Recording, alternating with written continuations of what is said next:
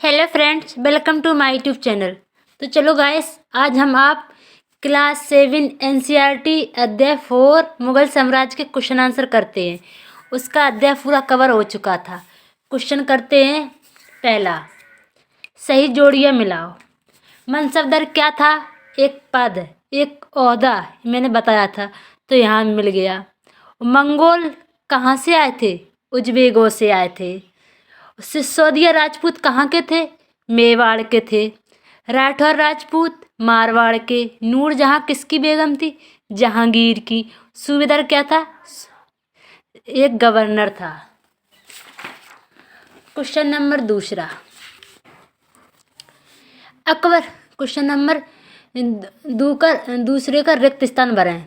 का अकबर के सौतेले भाई मिर्जा हाकिम के राज्य की राजधानी कहाँ थी? काबुल इसका आंसर है। और क्वेश्चन नंबर खा, दक्कन की पांचों सल्तनत बरार, खानदेश, अहमदनगर और दो और कौन कौन थी? तो एक बीजापुर थी, एक गोलकुंडा थी।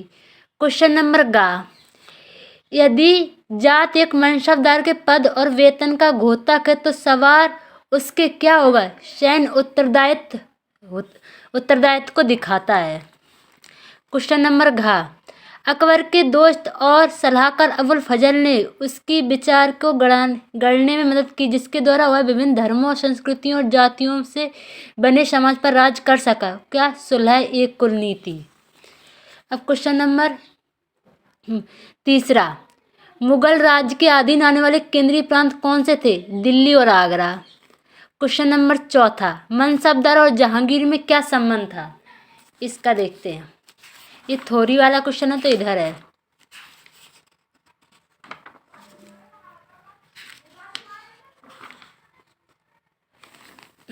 एरा क्वेश्चन नंबर चौथा का, मनसबदार जहांगीर से कैसे संबंधित था? तो इसका क्या है? मनसबदार अपना वेतन राजस्व एकत्रित करने वाली भूमि के रूप में पाते थे, जिन्हें जहांगीर कहते थे, और जो तकरीबन एकताओं के समान ही थी, परंतु मनसबदार मुक्तियों से भिन्न अपने जहांगीरों पर नहीं रहते थे और न ही उन पर प्रशासन करते थे। उनके पास अपनी जहांगीरों से केवल राजस्व एकत्रित करने का अधिकार था। यह राजस्व उनके नौकर उनके लिए एकत्रित करते थे, जबकि वे स्वयं देश के किसी अन्य भाग में सेवारत रहते थे। हो गया इसका आंसर चौथे का। अब क्या है? क्वेश्चन नंबर 5वां, मुगल प्रशासन में जमींदारी की क्या भूमिका थी? देखते हैं। मुगल प्रशासन जमींदारी की क्या भूमिका थी? यहाँ से मुगलों की आमदनी का प्रमुख साधन कौन थी? जमींदारी। किसानों की उपज से मिलने वाला राजस्व था। अधिकतर स्थानों पर किसान ग्रामीण कुलीनों यानी कि मुखिया या स्थानीय सरदारों के माध्यम से राजस्व देते थे। समस्त मध्यस्थों के लिए, चाहे वे स्थानीय ग्राम के मुखिया हों या फिर शक्तिशाली सरदार, उन्हें मुगल काल में उन्हें जमींदार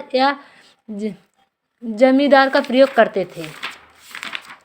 हो गया कि मुस्लिम जमींदार की क्या भूमिका थी। अब क्वेश्चन नंबर 6वां, शासन प्रशासन संबंधी अकबर के विचारों के निर्माण में एक धार्मिक विद्वानों से होने वाली चर्चाएं कितनी महत्वपूर्ण थी? इसका देखते हैं। ये था क्वेश्चन नंबर 6वां का आंसर। 1570 में अकबर जब फतेहपुर सीकरी में था तो उसने उलेमा, ब्राह्मणों, जेसुइट पदारों जो रोमन कैथोलिक थे और जैसतुसिस्त धर्म के अनुयायियों के साथ धर्म के मामलों पर चर्चा शुरू की। ये चर्चा इबादत खाना में हुई। अकबर की रुचि विभिन्न व्यक्तियों के धर्मों और रीति रिवाजों में थी। इस विचार विमर्श से अकबर की समझ बनी कि जो विद्वान धार्मिक रीति रिवाज और मतादंत पर बल देते हैं वे अक्सर कट्टर होते हैं। उनकी शिक्षा प्रजा के बीच विभाजन और असमंजस पैदा करती है।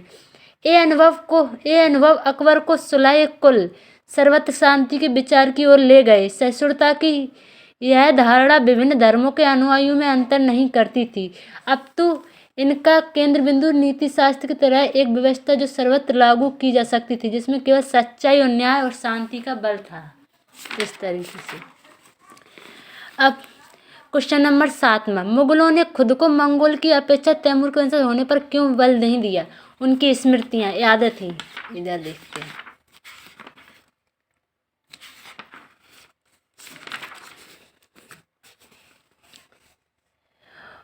मुगल अपने आप को मुगल या मंगोल कहलाना पसंद नहीं करते थे। ऐसा इसलिए था क्योंकि चंगेज खान से जुड़ी स्मृतियाँ सैकड़ों व्यक्तियों के नरसंहार से संबंधित थी, जो उनके लिए अच्छी नहीं थी। वहीं तैमूर की स्मृतियाँ मुगलों के लिए उज़्बेकों से संबंधित थी। दूसरी तरफ मुगल तैमूर के वंशज होने पर गर्व का अनुभव करते थे, ज़्यादा इसलिए क्योंकि उनके इस महान पूर्वजों ने 1358 में दिल्ली पर कब्जा कर लिया था। इस तरीके से हो गया। अब क्वेश्चन नंबर 7वां, भूराज से होने वाली आय मुगल साम्राज्य के स्वास्थ्य के लिए कहाँ तक जरूरी थी? इसका आंसर मैं खुद देती हूँ। भूराज से आने वाली आय, इसका आंसर उत्तर है भूराज से आने वाली आय एक राज्य वित्त था, जिससे सैनिक व्यवस्था और निर्माण और जो राजकुलीन का जो खर्चा चलता है, उनका देखभाल भूराज के आय से देखा जाता है। ये किसानों से ली जाती थी। किसान डायरेक्टली राजा को नहीं देते थे, उनके लिए बहुत से पद नियुक्त किए जाते, मनसबदार, जमींदार आदि।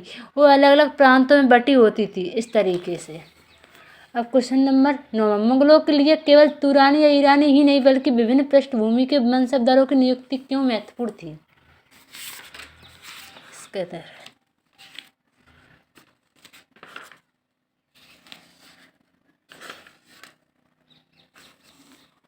प्रश्न नंबर 9, शुरू में ज़्यादातर सरदार तुर्की तुरानी थे, लेकिन अब इस छोटे समूह के साथ साथ उन्होंने शासक वर्ग में ईरानियों, भारतीयों, मुसलमानों, अफगानों, राजपूतों, मराठों और अन्य समूह को सम्मिलित किया, क्योंकि जिसमें मुगलों का राज्य का विस्तार हो गया और पूरे राज्य में एकता बनी रही और धर्म के लिए अकबर की जो रुचि थी उसमें भी बढ़ोतरी रही। इस तरीके से इसका आंसर हो गया।